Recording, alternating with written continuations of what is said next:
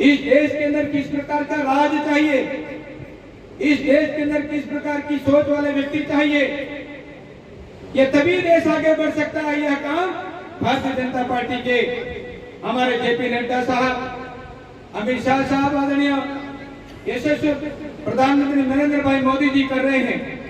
और इसी के साथ में हम साथ रह करके उनके द्वारा तय किए गए कार्यों को हम धरातल पर निचले स्तर तक पहुंचाने के लिए हम एकत्रित आए। और इसलिए आज जिस प्रकार की स्थिति 84 के अंदर हो रही है और उसके अंतर्गत जिस प्रत्याशी ने 4-5 वर्ष के लिए जीत करके विधायक बना था, वो बीच में ही छोड़ करके फिर से इनके मैनिफेस्टो में नींव से हट करके काम करके वो फिर से सांसद बना। क्यों? कि ये हमारा सोशल मीडिया में एक ही काम है, काम तो कुछ नहीं आता, न कर पाएंगे, न सीएम है न प्रधानमंत्री है। इसलिए कि वहां पर पार्टी एक बाप पार्टी गिनी जाती है, इनका समय फुल रहता है, 1 घंटा 2 घंटा जो भी मिलता है, और उसके अंदर इनका प्रश्न लगता है।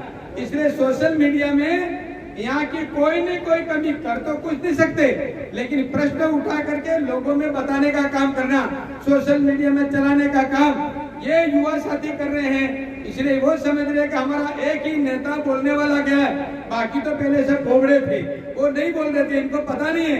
ये 545 सदस्य होते हैं, इसमें सबसे बड़ी पार्टी अगर 300 से भी अधिक सांसद हैं तो भारतीय जनता पार्टी के हैं। ऐसे ही राजस्थान में भी 200 में से भी 150, 125, 110 इस प्रकार की संख्या होती तो भारतीय जनता पार्टी की रहती है। तुम्हारा वहां का नाम लगता है, तुम 3 के 4-5 जीत के भी चले जाओ तो तुम्हारा वहां राजस्थान में भी क्या होने वाला है और वहां दिल्ली में भी क्या होने वाला है।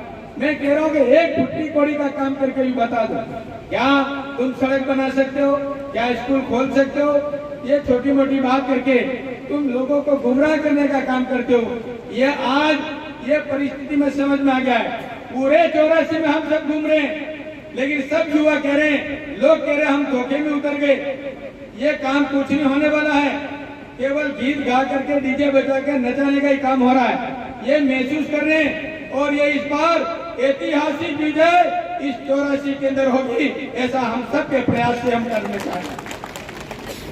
सब कार्यकर्ता भाइयों से निवेदन करना चाहता हूं, भारतीय जनता पार्टी का राजस्थान में रहा, मोदी जी दिल्ली के अंदर योजना, चाहे वो पीएम आवास की हो, चाहे वो हमारे जनधन का खाता खोलने का काम हो, किसान सम्मान निधि का काम होगा, ये कर सकती है भारतीय जनता पार्टी, ये कर सकता है, कोई बड़ी पार्टी कर सकती है। ये छोटी मोटी पार्टियां, लोकल पार्टियों के हाथ में कुछ नहीं होता है।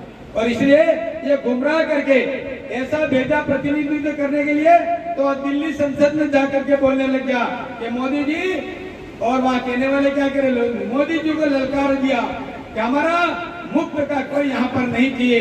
इसका मतलब गरीब कल्याण के 25 किलो बंद कर देना चाहिए, उसकी दृष्टि से तो यहाँ पर आवास बंद कर देना चाहिए, यहाँ गरीब कल्याण योजना का जो काम होता है वो भी बंद कर देना चाहिए। ये सब बातें वहां जाकर के राजकुमार रोत ने की। लोग समझ के जब कह रहे हैं कि अगर ये इस प्रकार की बात करता रहता है तो फिर ये आगे ये कुछ बोलने का ही करना, बाकी कुछ नहीं कर पाएगा। ये 84 की विधानसभा की जनता जानती है। मैं कहना चाहता हूँ, मैं आदरणीय वसुंधरा जी को याद करना चाहूंगा, आदरणीय हमारे भैरव सिंह जी शेखावत जी आपको याद करना चाहूंगा।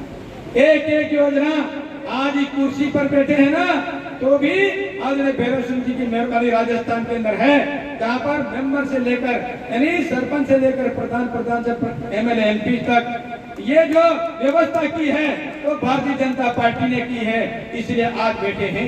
ये सब आपको पता होना चाहिए। और इसलिए आरक्षण की व्यवस्था कह रहे हैं खत्म कर दिया।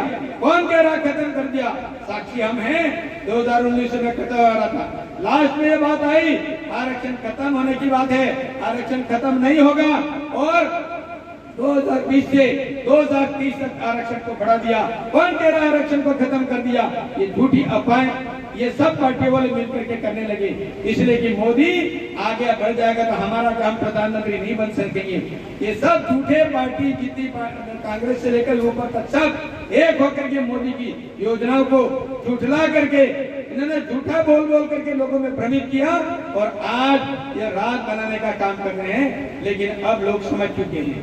मैं निवेदन करना चाहता हूँ, अभी मैं चलता हूँ तो ये जो माँबाड़ी के अंदर कार्यकर्ता है, ये कौन किया था ये बेरोजगारी दूर करने का काम?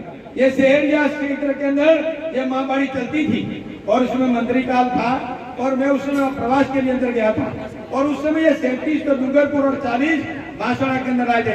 आज 500 विद्यालय हैं बांसवाड़ा में भी और डूंगरपुर में भी।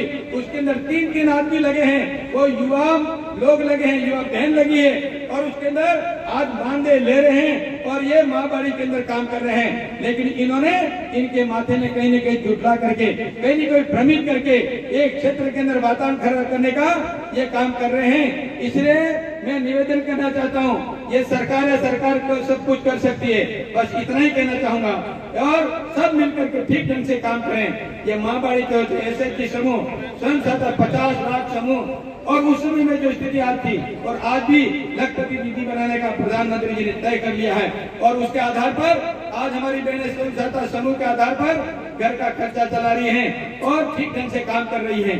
मैं निवेदन करना चाहता हूँ, अभी ये मानगढ़ धाम की बात आई थी और मानगढ़ धाम में न कोई कांग्रेस वाले जानते हैं कि न भाप वाले जानते हैं, कोई जानते नहीं है। ये अखिल भारतीय विद्यार्थी परिषद हमारा पैतृक संगठन और ये भारतीय जनता पार्टी की मेहरबानी है जिसके कारण से मानगढ़ धाम को आज ये देश दुनिया में पहचान का एक स्थान बना है, जो जलियांवाला बाग से कांड से भी बड़ा कांड यहाँ हुआ है। और इसलिए आज मैं निवेदन करना चाहता हूँ, वहाँ पर चढ़ने के बाद में वहाँ इन पेनोरमा था गोविंद गुरु महाराज का, उस पेनोरा के अंदर मूर्तियां थी, मूर्तियां तोड़ने का काम कर दिया। हमने उसका बखान भी किया था कि इस तरह से क्यों कर रहे हो, क्या पता इन्होंने किस तरह क्या सोचा।